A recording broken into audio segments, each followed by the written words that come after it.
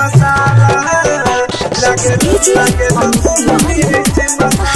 presented by Manmohini recording studio Gonda. लागेलू तू मिर्च मसाला, लागेलू तू मिर्च मसाला। दिमगवा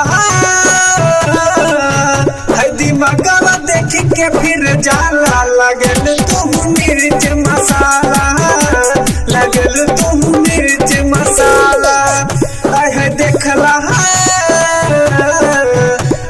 देखला पलर गिर जाला। लागेलू तू मिर्च मसाला, लागेलू तू मिर्च मसाला,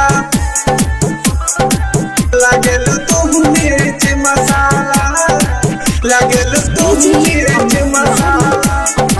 खला पलर गिर जाला। लागेलू तू मिर्च मसाला।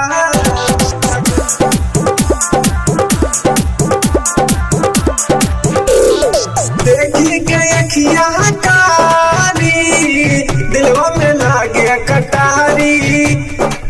तोहरा में ऐसा बझटे का काहे न केहू झुके मारी।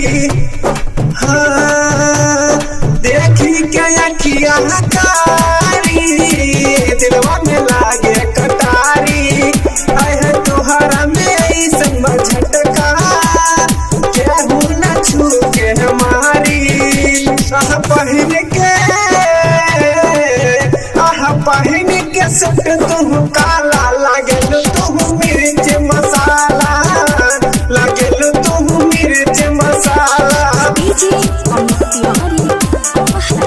लागेलू तू मिर्च मसाला। खला पलर गिर जाला। लागेलू तू मिर्च मसाला। चालेलू तू चाले दिलवा में बोला घर से।